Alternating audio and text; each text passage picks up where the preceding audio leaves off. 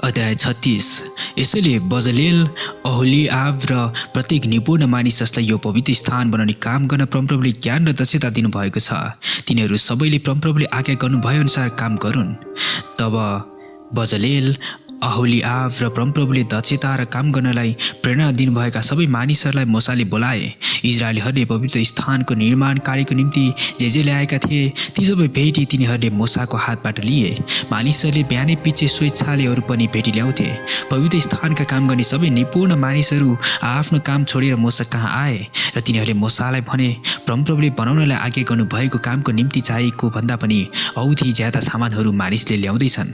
तब मूसाले आज्ञा गरेर तिनीहरूले छाउनीभरि यो घोषणा गर्न लागे, पवित्र स्थानका भेटीको निम्ति अब कुनै पुरुष वा स्त्रीले अरू केही थोक नबनाओस्। यसरी मानिसहरूलाई अझै सामान ल्याउन मनाही गरियो, किनकि निर्माण कार्यको निम्ति तिनीहरू कहाँ चाहिएको भन्दा ज्यादा सामान थियो। काम गर्नेहरूमा जतिजना निपुण थिए तिनीहरूले 10वटा पर्दा भएको पवित्र वासस्थान बनाए। ती पर्दा मसिनो गरी बाटेका सुती कपडाका र निलो, बैजनी र रातो धागोका सिपालु शिल्पकारले बनाएका करुबहरू भएका थिए। हरेक पर्दाको लम्बाइ 28 हात र चौडाइ 4 हातको थियो। सबै पर्दाको नाप एकै थियो।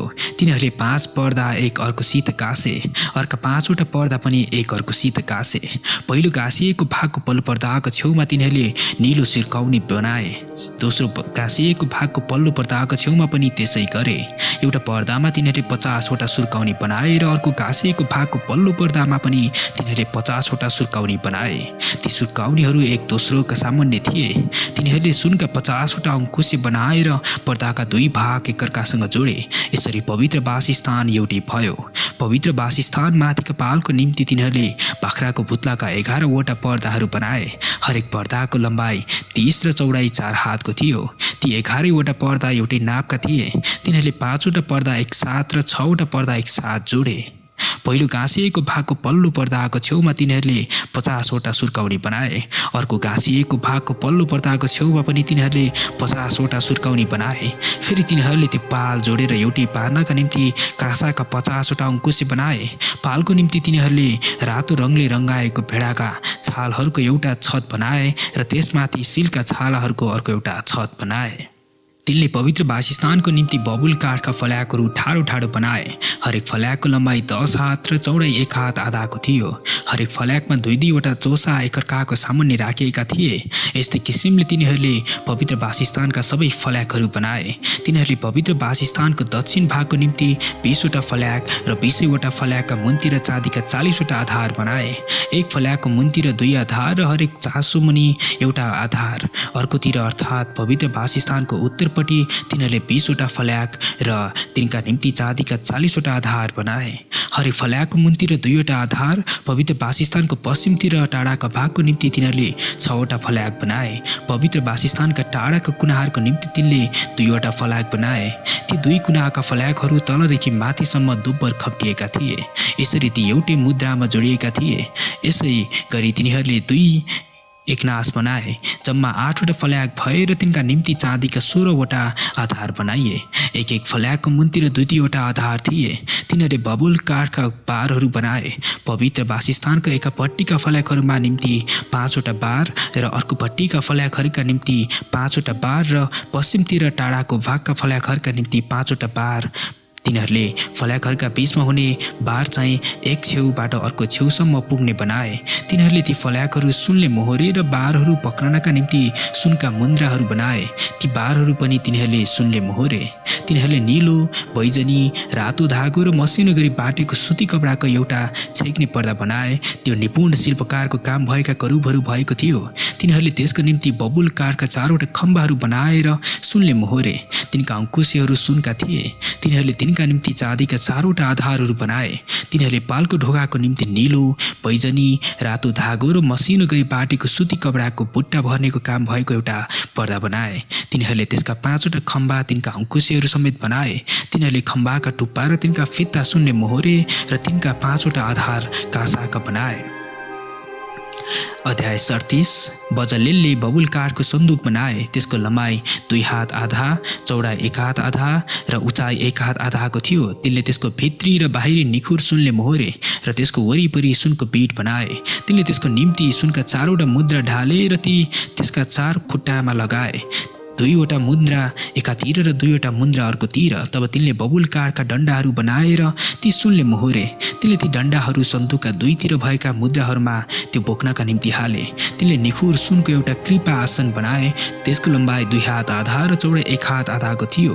पिटेको सुनका 2वटा करूबहरू तिनले बनाए। ती तिनले कृपा आसनका दुवै किनारमा बनाए, एउटा करूब एक किनारमा र अर्को करूब अर्को किनारमा। ती 2 करूबहरू र कृपा आसन एउटै टुक्रा सुनबाट त्यसका दुवै किनारमा बनाए। ती करूबहरूले आफ्ना पखेटा माथितिर फिजाएर पखेटाले कृपा आसनमाथि छाया पारेका थिए। तिनीहरूका मुख चाहिँ आम्ने सामने कृपा आसनतिर फर्केका थिए। तिनले बबुल काठको टेबल बनाए। त्यसको लम्बाइ 2 हात, चौडाइ 1 हात र उचाइ 1 हात आधाको थियो। तिनले त्यो निखुर सुनले मोहरे र त्यसका चारैतिर सुनको बीट लगाए। तिनले त्यसका चारैतिर 4 अङ्गुल चौडा भएको एउटा खेरो बनाएर खेरोका चारैतिर सुनको बीट लगाए। टेबलको निम्ति तिनले सुनका 4वटा मुद्रा ढालेर बनाए र ती मुद्राहरू त्यसका 4 खुट्टा भएका चारै कुनामा लगाए। ती मुद्राहरू टेबल बोक्ने डन्डाहरूका निम्ति ठाउँ हुनलाई घेरेको छेउमा थियो। तिनले टेबल बोक्नलाई ती डन्डाहरू बबुल काठका बनाएर तिनलाई सुनले मोहरे। तिनले टेबलका सामानहरू अर्थात् थालहरू, धूपदानहरू, कचौराहरू र अर्थ खर्याउनका निम्ति करुवाहरू पनि सबै निखुर सुनका बनाए। तिनले निखुर सुनलाई पिटेर समाधान बनाए। तिनका आधार, डन्डा, फूल जस्ता कचौरा, कोपिला र फूलहरू सबै त्यही एउटै टुक्राबाट थिए। त्यसका 6वटा हाँगा बाहिरतिर निस्केका थिए। 3वटा हाँगा समाधानको एकातिर र 3वटा हाँगा अर्कोतिर। एउटा हाँगामा हाडे बदामका फूल जस्ता 3 कचौरा र साथै कोपिला र फूलहरू थिए। अर्को हाँगामा पनि 3वटा कचौराहरू थिए। समाधानबाट निस्केका ती 6वटा हाँगा एउटै किसिमका थिए। समाधानमा हाडे बदामका फूल जस्ता 4वटा कचौरा र आफ्नै आफ्नै कोपिला र फूल समेत थिए। समाधानबाट निस्केका 6वटा हाँगा मध्ये पहिलो जोडी हाँगा मुनि एउटा कोपिलो, दोस्रो जोडी हाँगा मुनि दोस्रो कोपिलो र तेस्रो जोडी हाँगा मुनि तेस्रो कोपिलो थिए। समाधान त्यसका कोपिला र हाँगाहरू निखुर सुनको एउटै टुक्राबाट ढालिएका थिए।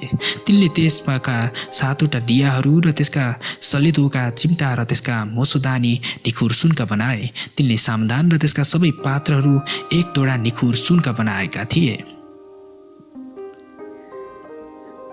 तिनले बबुल काठको धूप वेदी बनाए। त्यसको लम्बाइ 1 हात र चौडाइ 1 हातको थियो। त्यो वर्गाकार थियो र त्यसको उचाइ 2 हातको थियो।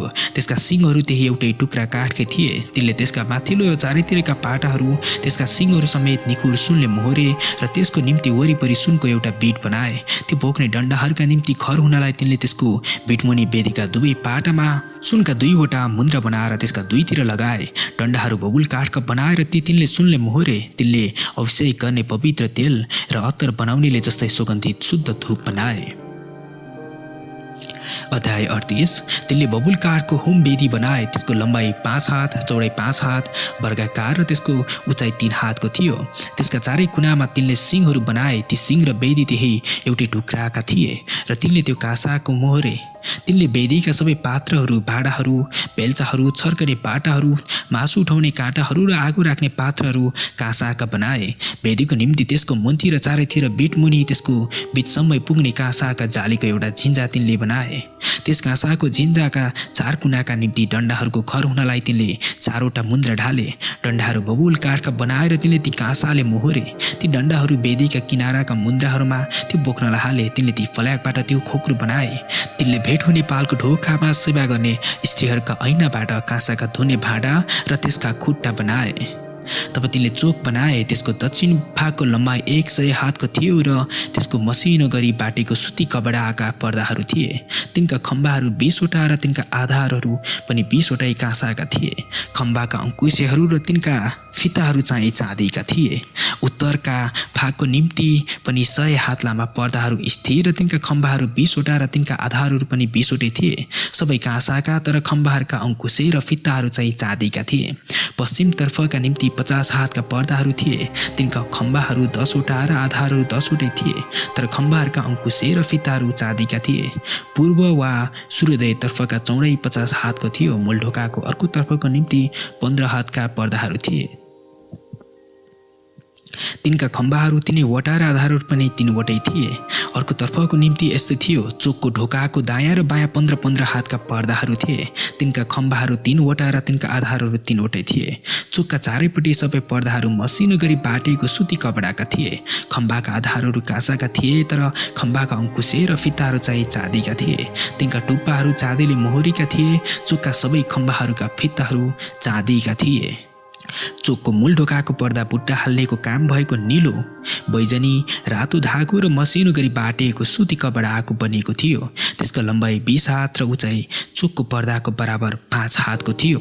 तिनका खम्बाहरू 5 वटा र तिनका काँसाका आधारहरू 4 वटै थिए।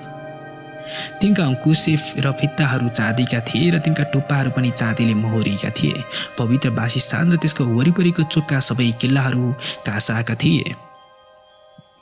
पवित्र वासस्थान अर्थात् गवाहीका मण्डपको निम्ति चलाइएका सामानको जुन गन्ती मोसाको आज्ञा बमोजिम हारुन पुजारीका छोरा इतामारद्वारा लेवीहरूले गरेका थिए, त्यसको वर्णन यही हो। परमप्रभुले मोसालाई आज्ञा गर्नुभयो बमोजिम यहुदाका कुलका हुरका नाति हुरीका छोरा बजलेलले सबै थोक बनाए। तिनीसित दानका कुलका अहिसामाकका छोरा अहोलिआब थिए, जो शिल्पकारको काम गर्न, आकारहरू बनाउन र नीलो, बैजनी, रातो धागो र मसिनो सुती कपडामा बुट्टा भर्न सिपालु थिए। पवित्र स्थानमा सबै कामका निम्ति डोलाउने बलिको जम्मै सुन पवित्र स्थानको सेकलको हिसाब अनुसार 29 तोडा र 730 सेकलको थियो। समुदायमा गन्ती भएका मानिसहरूका चाँदी पवित्र स्थानको सेकेलको हिसाब अनुसार 100 तोडा र 1775 सेकेलको थियो। जतिजना 20 वर्ष र त्यसभन्दा बढी उमेरका मानिसहरूका गनिएका थिए, ती 6,03,550 मानिसहरू हरेकबाट एक बेका अर्थात् पवित्र स्थानको सेकेलको हिसाबले आधा सेकेल थियो। 100 तोडा चाहिँ पवित्र स्थान र पर्दाका आधारहरू ढाल्नका निम्ति थियो। सब आधारहरूमा 100 तोडा थियो, एक आधारको निम्ति 1 तोडा। ती 1775 सेकेलबाट तिनीहरूले टुप्पाहरूका निम्ति अङ्कुशी बनाए। तिनका टुप्पाहरू मोहरी र तिनका निम्ति फित्ताहरू बनाए।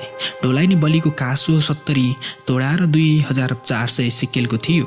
तिनीबाट तिनीहरूले भेट हुने पालको ढोकाको निम्ति आधारहरू, काँसाको बेदी र त्यसका काँसाको झिन्जा र बेदीका सबै सामान र चारैतर्फका चोकका आधारहरू र चोकको मूल ढोकाका आधारहरू र पवित्र वासस्थानका सबै किलाहरू र चोकका चारैतर्फका सबै किलाहरू बनाए। अध्याय 39। पवित्र स्थानका सेवाको निम्ति तिनीहरूले नीलो, बैजनी, रातो रङको धागोबाट बुनेका कपडाहरू र हारुनको निम्ति परमप्रभुले मोसालाई आज्ञा गर्नुभयो बमोजिम पवित्र पोसाकहरू बनाए। एपोद चाहिँ तिनीहरूले सुनको र नीलो, बैजनी, रातो धागो र मसिनो गरी बाटेको सुती कपडाको बनाए। तिनीहरूले सुन पिटेर पतला पाताहरू काटेर तारहरू बनाए।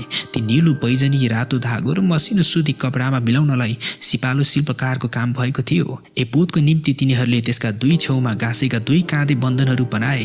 त्यसमाथि भएको खुब राम्रोसँग बुनेको कम्मरपेटी एपोदसँग एउटै टुक्राको र त्यस्तै काम भएको सुनको र नीलो, बैजनी, रातो धागो र मसिनो गरी बाटेको सुती कपडाको थियो, जस्तो परमप्रभुले मोसालाई आज्ञा गर्नुभएको थियो।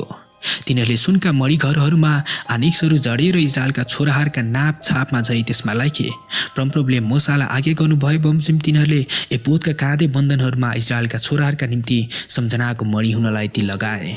तिनीहरूले एपोदको काम जस्तै सिपालु शिल्पकारको कामको छातीपाता सुनको र नीलो, बैजनी, रातो धागो र मसिनो गरी बाटेको कपडाको बनाए। त्यो वर्गाकार र दोबर पट्याइएको थियो। त्यो एक भित्ता लामो र एकै भित्ता चौडा थियो। त्यसमा मणिहरूका 4 लहर गरी मणि जडे। पहिलो लहर मानिक, पुष्पराज र बेरुजको थियो। दोस्रो लहर फिरोजा, नीर र पन्नाको थियो। तेस्रो लहर लालमणि, हाकिक र कटेलाको थियो। अनि चौथो लहर पीतमणि, आनिक्स र बिलौरको थियो। यी सबै सुनका मणिघरहरूमा जडिएका थिए। ती मणिहरू इजरायलका छोराहरूका नाउँ अनुसार 12 वटा थिए। हरेका छापमा खोपे चाहिँ 12 कुलमध्ये एउटाको नाउँ थियो। तिनीहरूले छाती पाताको लागि डोरी जस्तो बाटेको निखुर सुनका सिक्रीहरू बनाए। सुनका 2 मणिघरहरू र सुनका 2 वटा मुन्द्रीहरू बनाएर दुवै मुन्द्री छाती पाताको दुवै कुनामा लगाए। सुनका 2 वटा सिक्री छाती पाताका छेउछेउमा भएका ती 2 मुन्द्री लगाए। दुवै सिक्रीका अर्का 2 छेउ चाहिँ ती दुवै मणिघरमा जोडेर एपोदका काँधे बन्धनमा अगाडिपट्टि लगाए। तिनीहरूले सुनको 2वटा मुन्द्री बनाएर छाती पाताघरका दुवै कुनामा एपोतिर भित्रपट्टि बीटमा लगाए। तिनीहरूले सुनका अझ 2वटा मुन्द्री बनाएर एपोदको अगाडिपट्टि दुवै काँधे बन्धनका मुनिबाट र एपोदको कम्मर पेटी माथिको सिउनिनेर लगाए। छाती पाता चाहिँ त्यसका मुन्द्रीहरूद्वारा एपोदका मुन्द्रीहरूमा नीलो फित्ताले कम्मर पेटीमा बाँधे कि त्यो एपोददेखि सर नपाओस् जस्तो परमप्रभुले मोसालाई आज्ञा गर्नुभएको थियो। अनि तिनीहरूले एपोदको सम्पूर्ण अलखा नीलो रङको बुनेको कपडाको बनाए। त्यसको बीचमा कठालोको पाल जस्तो अलखाको पाल बनाएर त्यो नच्यातिनका निम्ति पालको वरिपरि बीट बुनिदिए। त्यसको तलको फेरोमा चाहिँ नीलो बैजनी रातो धागो र मसिनो गरी बाटेको सुती कपडाका दारिमहरू बनाए। निखुर सुनका घण्टीहरू बनाएर ती तलको फोरमा वरिपरि दारिमका बीचमा तिनीहरूले लगाए। सेवा गर्दा लगाउने अलखाको तलको फेरोमा एउटा घण्टी र फेरि एउटा दारिम पर्ने गरी वरिपरि लगाए जस्तो परमप्रभुले मोसालाई आज्ञा गर्नुभएको थियो। हारून र तिनका छोराहरूका निम्ति बुनेका मसिनो सुती कपडाका लबेदाहरू र मसिनो सुती कपडाको फेटा र सुती कपडाका अरू फेटाहरू र मसिनो सुती कपडाको भित्री वस्त्र तिनीहरूले बनाए। अनि तिनीहरूले मसिनो गरी बाटेका सुती कपडाको र नीलो बैजनी रातो धागोको बुट्टा भर्नेको काम भएको पटुका बनाए जस्तो परमप्रभुले मोसालाई आज्ञा गर्नुभएको थियो। तिनीहरूले पाता अर्थात् पवित्र मुकुट निखुर सुनको बनाएर त्यहाँ छापको खोपाई चाहिँ यी कुरा खोपे परमप्रभुको निम्ति पवित्र। तिनीहरूले त्यो नीलो फित्ताले फेटामा लगाउनलाई बाँधे जस्तो परमप्रभुले मोसालाई आज्ञा गर्नुभएको थियो। यसरी भेट हुने पाल अर्थात् पवित्र वासस्थानका सबै काम समाप्त भए। परमप्रभुले मोसालाई आज्ञा गर्नुभए चाहिँ इजरायलीहरूले गरे। तब तिनीहरूले मोसा कहाँ पवित्र वासस्थान ल्याए। पाल र त्यसका सारा सामानहरू समेत, त्यसका अङ्कुशहरू, फल्याकहरू, बारहरू, खम्बाहरू, आधारहरू, रातो रङले रङ्गाएका भेडाका छालाहरूको छत, सिलका छालाहरूको छत, छेक्ने पर्दा, गवाहीको सन्दुक र त्यसका डन्डाहरू र कृपा आसन, टेबल र त्यसका सबै सामानहरू र उपस्थितिको रोटी, निखुर सुनको समाधान र त्यसका दियाहरू र त्यसका सबै सामानहरू र प्रकाशका निम्ति तेल, सुनको बेदी, अभिषेक गर्ने तेल, सुगन्धित धूप, पालको ढोकाको निम्ति पर्दा, काँसाको बेदी, त्यसको काँसाको जिन्जा, त्यसका डन्डाहरू र त्यसका सबै सामानहरू, पानीको बाटा र त्यसका खुट्टा, चोकका पर्दाहरू, त्यसका खम्बाहरू र आधारहरू, चोकको ढोकाको पर्दा, त्यसका डोरीहरू र किलाहरू र भेट हुने पाल, पवित्र वासस्थानको निम्ति सेवाका सबै सामान, पवित्र स्थानमा सेवाका कामको निम्ति बुनेका पोसाकहरू, हारून पुजारीका पवित्र पोसाक र पुजारी पदमा सेवा गर्नका निम्ति तिनका छोराहरूका पोसाकहरू परमप्रभुले मोसालाई दिनुभएको आज्ञा बमोजिम सबै काम इजरायलीहरूले गरे। तब मोसाले ती कामहरू हेरेर जस्तो परमप्रभुले तिनलाई आज्ञा गर्नुभएको थियो तिनीहरूले त्यस्तै नै गरेका थिए। र मोसाले ती सबैलाई आशीर्वाद दिए। अध्याय 40। तब परमप्रभुले मोसालाई भन्नुभयो, पहिलो महिनाको पहिलो दिन भेट हुने पाल अर्थात् पवित्र वासस्थान खडा गर्नु, त्यसमा गवाहीको सन्दुक राखेर त्यसलाई पर्दाले छेक्नु, टेबल भित्र ल्याएर त्यसमाथि हुने थोकहरू सजाउनु र समाधान भित्र ल्याएर त्यसमा दियाहरू मिलाउनु, गवाहीको सन्दुकको सामुन्ने सुनको धूप बेदी राख्नु र पवित्र वासस्थानको ढोकाको पर्दा लाउनु, भेट हुने पाल अर्थात् पवित्र वासस्थानको ढोकाको सामु होम बलिको बेदी राख्नु, त्यसपछि भेट हुने पाल र बेदीको बीचमा बाटा राखेर त्यसमा पानी हाल्नु, अनि चोकको घेरा वरिपरि खडा गर्नु र चोकको ढोकाको पर्दा टाङ्नु, अभिषेक गर्ने तेल लिएर पवित्र वासस्थान र त्यसमा भएका सबै थोकलाई अभिषेक गर्नु र त्यसलाई र त्यसका सबै सामान पवित्र गर्नु, अनि त्यो पवित्र हुनेछ। तब होम बलिको बेदी त्यसको सबै सामान समेत अभिषेक गरेर त्यसलाई पवित्र गर्नु र त्यो अति पवित्र हुनेछ। बाटा र त्यसका खुट्टाहरू अभिषेक गरेर पवित्र गर्नु।